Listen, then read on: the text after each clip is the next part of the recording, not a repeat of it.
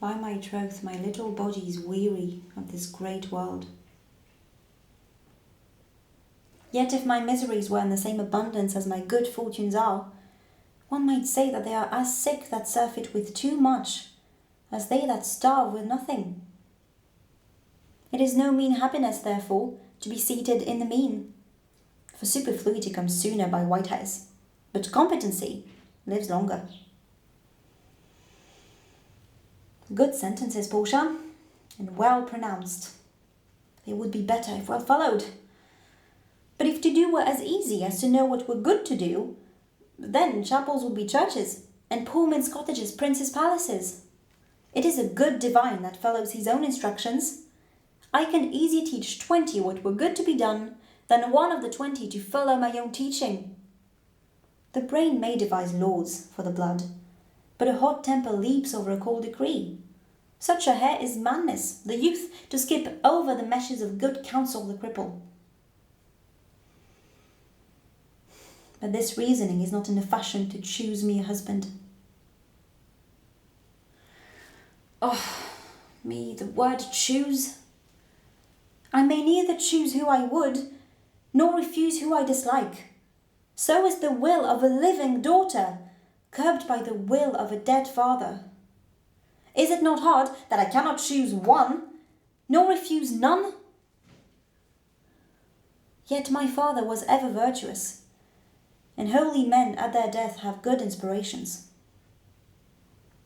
Therefore the lottery that he has devised in these 3 chests of gold, silver, and lead, whereby who chooses his meaning, chooses me, will no doubt never be chosen by any rightly but one whom I shall rightly love. But what warmth is there in my affection towards any of these princely suitors that are already come? First, there is the Neapolitan prince. Aye, that's a colt indeed, for he does nothing but talk of his horse, and he makes it a great addition to his own good parts that he can shoe him himself. I am much afraid his mother played false to the smith. Then there is the Count Palatine. He does nothing but frown, as if to say, "And you will not have me? Choose." He hears a merry tale and smiles not.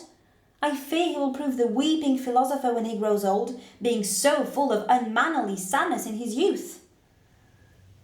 I had rather be married to a death's head with a bone in its mouth than either of these. God defend me from these 2. Now, the French lord, Monsieur le Bon, God made him, and therefore let him pass for a man. In truth, I know it is a sin to be a mocker, but why, he has a horse better than the Neapolitans, a better bad habit of frowning than the Count Palatine. He is every man in no man. If a bird sings, he falls straight to dancing. He will fence with his own shadow. If I should marry him, I should marry 20 husbands. If he should despise me, I would forgive him. For if he love me to madness, I shall never requite him. Then there is Falconbridge, the young Baron of England. I say nothing to him, for he understood not me, nor I him. He has neither Latin, French, nor Italian, and I swear I have a poor pennyworth in the English. He is a proper man's picture. But alas, who can converse with a dumb show? How oddly he's suited. I think he bought part of Italy, part France, the rest Germany, and his behaviour everywhere. The young German, the Duke of Saxony's nephew, I like. Very vilely in the morning when he's sober, and most vilely in the afternoon when he's drunk. When he's best, he's a little worse than a man, and when he's worst, he is little better than a beast. And yet if he should offer to choose, and choose the right casket, I should refuse to perform my father's will if I refused to accept him.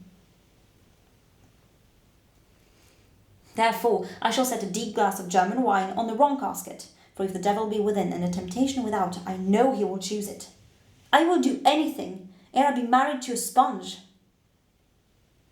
And yet, if I live to be as old as Sibylla, I will die as chaste as Diana, unless I be obtained in the manner of my father's will.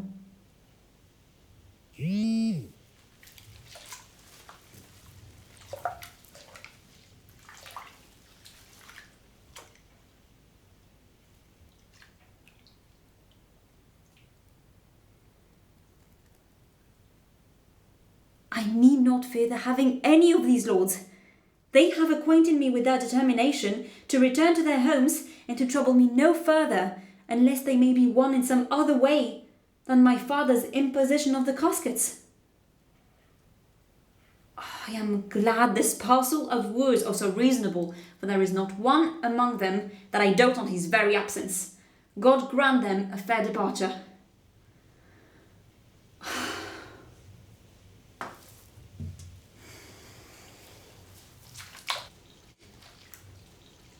I remember, in my father's time, a Venetian, a scholar and a soldier, who came here in the company of the Marquis of Montferrat.